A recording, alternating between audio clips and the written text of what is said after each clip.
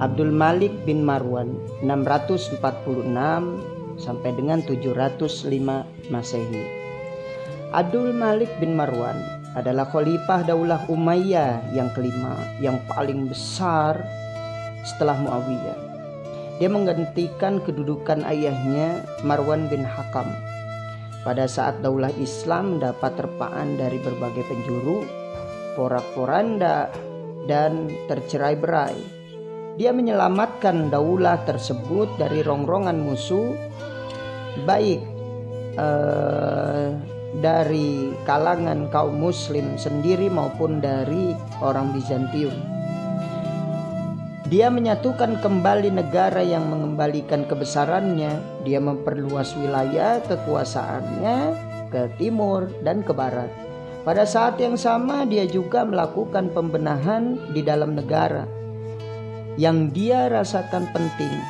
Dia melakukan Arabisasi dalam bidang administrasi dan memberlakukan mata uang Islam.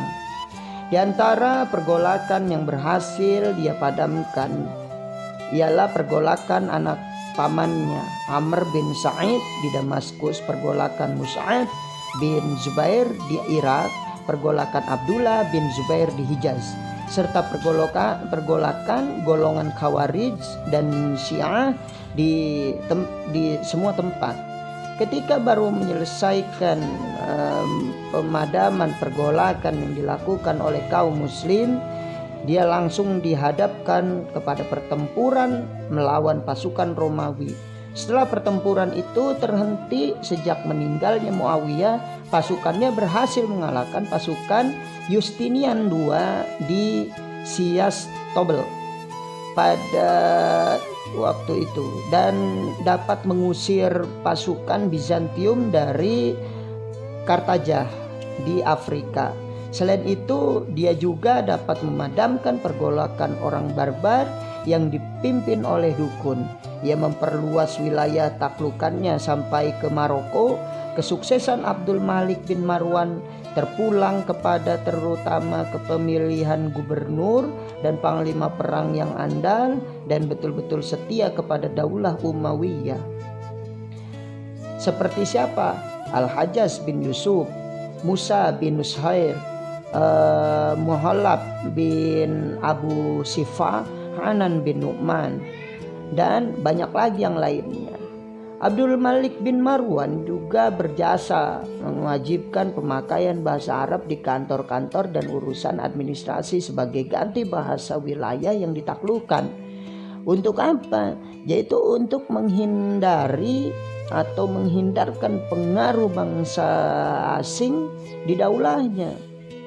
Yang dia lakukan pertama kali yaitu mengangkat para pegawai dari bangsa Arab untuk mengawasi urusan administrasi di wilayah-wilayah non-Arab.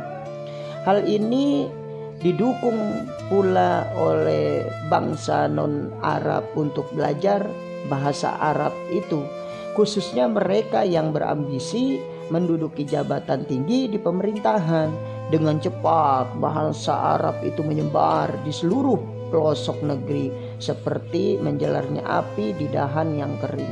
Penyebaran bahasa Arab itu mengakibatkan terjadinya ikatan emosional yang kuat di kalangan pemakaiannya selain agama yang mengikat bangsa-bangsa di daulahnya. Bahasa Arab juga telah menciptakan iklim saling menghargai antara wilayah satu dengan wilayah lainnya. Abdul Malik juga mengubah aturan pemakaian mata uang setelah dinar emas memasuki pasaran Arab dari Romawi. Khalifah melarang penggunaan mata uang itu dan membuat mata uang Islam secara khusus, dinar emas dan dirham dari perak. Di atasnya ditulisi Bismillah dan ayat Al-Quran pengganti dinar Romawi yang ada gambar salibnya. Karena Abdul Malik dilahirkan di Madinah, pada masa kecilnya dia mendapatkan ajaran Islam yang murni. Selama hayatnya dia sangat cinta terhadap kajian-kajian Islam dan sangat menghormati Islam. Bahkan dia dikategorikan sebagai ulama Al-Quran yang besar. Dia lebih hati-hati untuk tidak menyinggung perasaan kebersamaan seperti yang dilakukan oleh Yazid bin Muawiyah karena sedikit pengetahuan tentang agama Islam. Selain itu, dia juga sangat hormat terhadap orang Nasrani yang tinggal di daulahnya. Dia tidak mau menggabungkan pembangunan gereja Yohana di Damaskus dengan masjid yang ada di sampingnya demi menjaga perasaan mereka. Abdul Malik mendapat julukan Bapak Raja karena 4 orang putranya menjadi raja setelah dirinya, yaitu Al-Walid, Sulaiman, Yazid, Hisham. Semua khalifah Bani Umayyah setelah dirinya berasal dari keturunannya, kecuali 2 khalifah yang terakhir. Ketika Al-Walid menggantikan ayahnya sebagai khalifah yang telah memerintah selama 20 tahun. Semua urusan pemerintahan sudah mapan.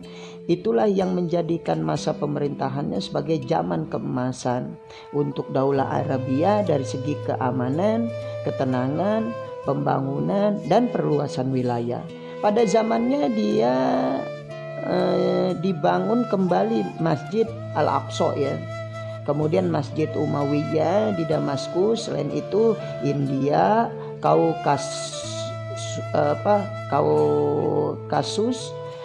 Sisilia, Maroko, Andalusia, Bukhara, Samarkand, Khawarizm, dan Fargana dapat ia taklukkan dibantu oleh panglima perang, gubernur, dan para pegawai kerajaan pilihannya.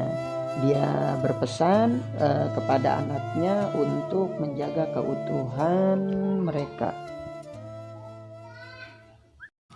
Terima kasih atensinya. Dukung terus channel ini. Semoga berkah untuk semuanya, dan mohon maaf atas segala kekurangan. Akhirnya, assalamualaikum warahmatullahi wabarakatuh.